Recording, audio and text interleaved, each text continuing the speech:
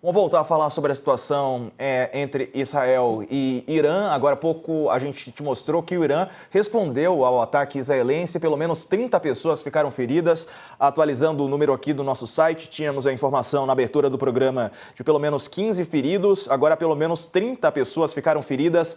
Informação da mídia israelense. E o Jamil Chad informa o seguinte, que militares americanos ajudaram Israel a defender a cidade de Tel Aviv e outros pontos atacados pelo Irã nesta sexta-feira. Os mísseis disparados por Teherã atingiram zonas residenciais, no que foi chamado pelo governo de Israel como um ato inadmissível. Não há registro de mortos por enquanto. Nos últimos dias, os Estados Unidos deslocaram recursos militares para o leste do mar Mediterrâneo, num sinal de que poderiam agir pela defesa de Israel. A partir dos ataques desta sexta-feira, a Casa Branca indicou que esse envio de material deve aumentar. Segundo o governo Trump, recursos militares americanos foram usados para interceptar mísseis do Irã. 2 argumentos justificariam esse envolvimento, conta Jamil Chad: a presença de um importante número de cidadãos americanos em Tel Aviv e a aliança estratégica que existe entre os dois países ao longo de décadas.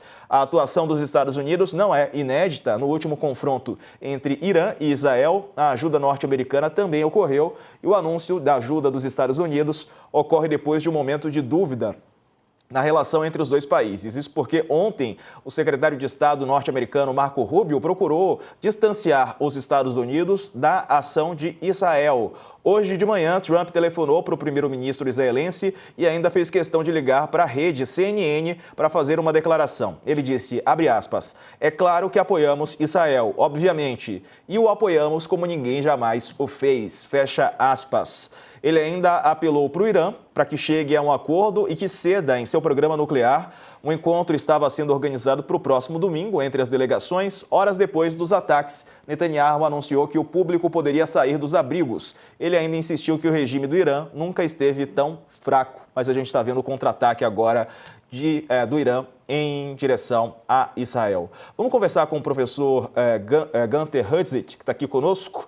Falei certinho, professor? Nunca sei se eu acerto o seu nome e sobrenome. Gunter Hutzit. Falei certinho agora? Acertei? Boa tarde, Gunter Hutzit, mas tranquilo, já estou acostumado desde criança. Eu fui tentar aqui fazer uma pronúncia americana, coloquei até a frescurinha, não precisava tanto. É Gunter Hutzit, que é professor de Relações Internacionais da ESPM. Professor, boa noite. E essa postura dos Estados Unidos, né, de se mostrar cada vez mais fiel?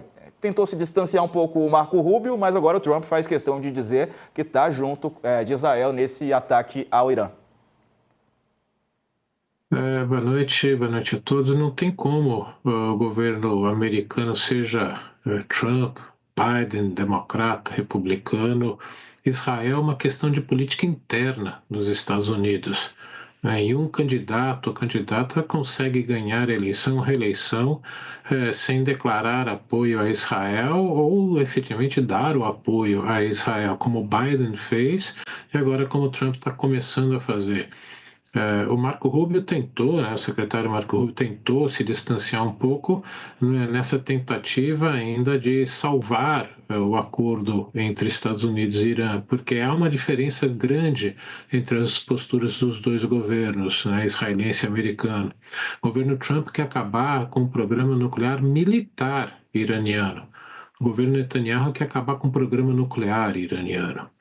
É até por isso mesmo que há uma divergência entre os dois que ficou explícita na viagem de Trump ao Oriente Médio, que ele não passou por Israel. Porque Trump tem essa visão de grande negociador, comerciante. Ele não tem essa visão estratégica americana de defender seus interesses pelo mundo. Por isso mesmo, tentou se distanciar. Marco Rubio, com essa postura de Trump, fez essa declaração, mas agora, com essa retaliação iraniana, a situação muda e o governo americano tem que ajudar a defender Israel. Agora, professor, a gente sabe que ao longo da história, muitas vezes essa questão de armamento nuclear, de estar sendo construído um armamento, né, de grande potencial de destruição, foi utilizado como uma desculpa, entre aspas, para invadir territórios, para fazer ataques. Os próprios Estados Unidos fizeram isso no Iraque, né, e acabaram depois não encontrando nada nesse sentido. O senhor vê semelhanças, né, para um ataque de Israel ao Irã nesse momento também? Não, nem um pouco parecido. O governo de George W. Bush realmente distorceu informações das agências de inteligência americanas para tentar justificar, né, como se diz hoje, né, defender a narrativa deles para tirar Saddam Hussein do poder, com o medo que a monarquia, pelo menos parte da monarquia saudita que apoia o Ocidente, caísse. Porque há muita gente, muitos príncipes sauditas que apoiavam Osama Bin Laden, que são fundamentalistas islâmicos. Esse era o grande objetivo do governo W. Bush ao tirar Saddam Hussein. Hoje não. Hoje o Irã ele é membro signatário do Tratado de Não Proliferação Nuclear. O Irã pode ter um programa nuclear civil, mas não pode ter um programa militar nuclear. E as desconfianças em relação a esse programa nuclear datam da década de 2000, quando o Conselho de Segurança das Nações Unidas aprovou 5 resoluções contra o Irã. O que isso significa? Que o próprio governo russo, maior aliado iraniano, deixou essas resoluções serem aprovadas porque sabia que alguma coisa errada estava sendo feita. E a gente tem essa semana a Agência Internacional de Energia Atômica declarando que não podia certificar que o Irã tinha um programa nuclear somente civil. Em linguagem diplomática, isso quer dizer o quê? O Irã tem um programa nuclear militar. Né? O diplomatês é sempre, né, cheio dessas nuances. E o governo iraniano afirmou nessa mesma semana que aumentaria a produção de urânio e urânio enriquecido acima do permitido do que ele tinha assinado com a Agência de Energia Atômica.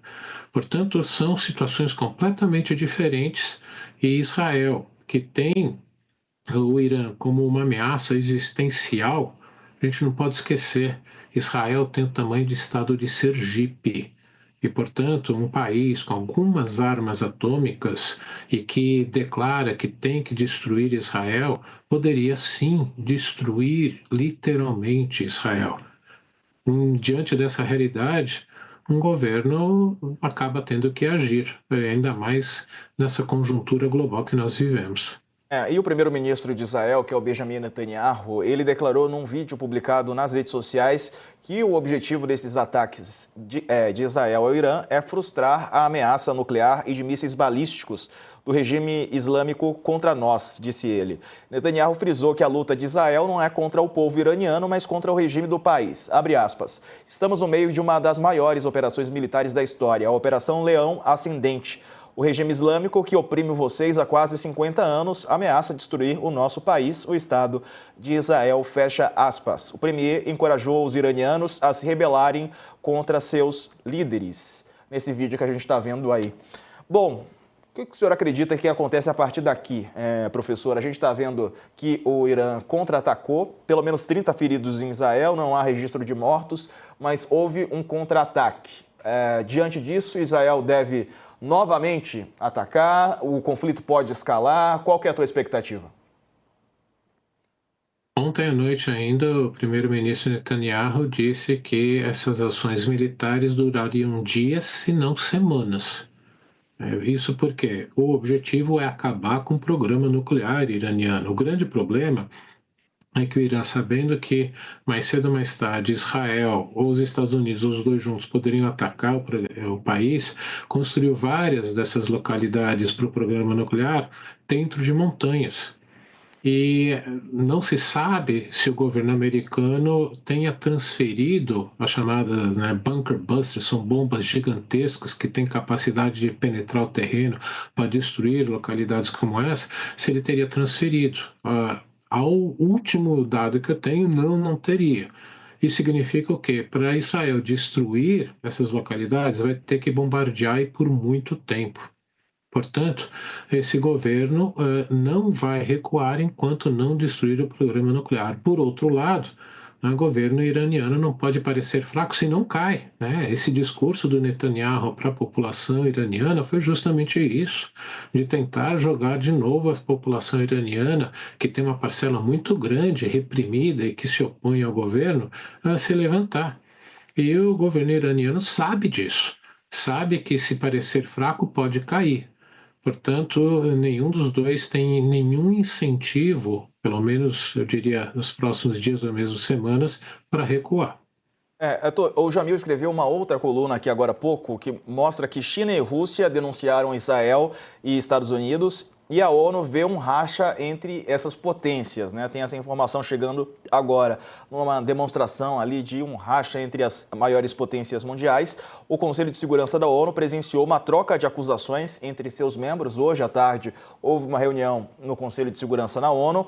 Reunião convocada em caráter de urgência e emergência ocorreu hoje em Nova York.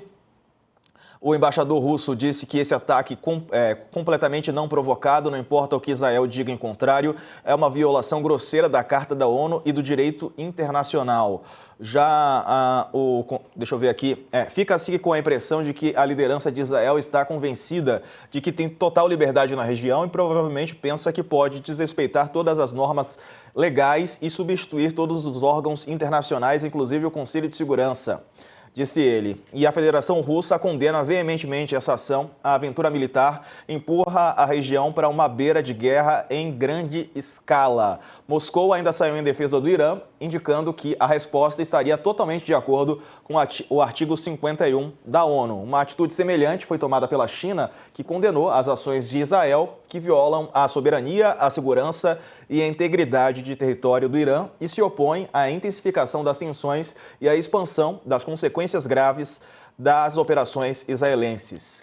Bom, Estados Unidos e Israel de um lado, Rússia, China e Irã do outro, professor. Acho interessante, né, o governo Putin dizer desrespeitar o direito internacional, a soberania dos outros países, sendo que ele fez o que ele fez com a Ucrânia desde 2014, anexando o território da Crimeia. Mas isso faz parte dessas narrativas. O grande ponto aí é que nem a Moscou nem a Pequim interessam ter o Irã nuclear. Eles têm que manter essa postura porque são aliados do Irã, principalmente Moscou, que depende, né, dos drones iranianos para continuar seus ataques contra a Ucrânia.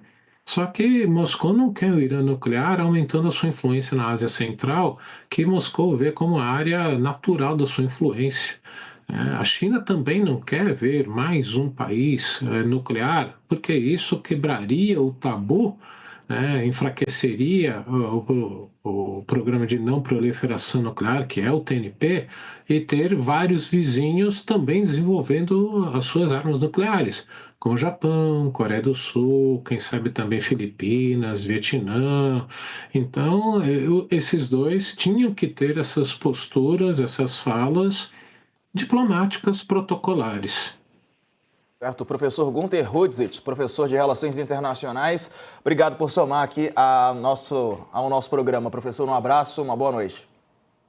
Eu que agradeço, boa noite, bom fim de semana a todos. Valeu. Vamos voltar com imagens lá de Israel, depois desse ataque do Irã, só para fechar aqui a nossa cobertura. Lembrando que no nosso site a gente vai ter informações atualizadas ao longo de toda a noite. Amanhã, sábado, também traremos as informações aqui às 11 da manhã e às 5 da tarde nas edições de sábado do UOL News. Pelo menos 30 pessoas ficaram feridas nesse ataque do Irã a Israel, contra-ataque, né, ao ataque israelense de ontem à noite pelo horário brasileiro e de hoje já, né, de madrugada pelo horário local.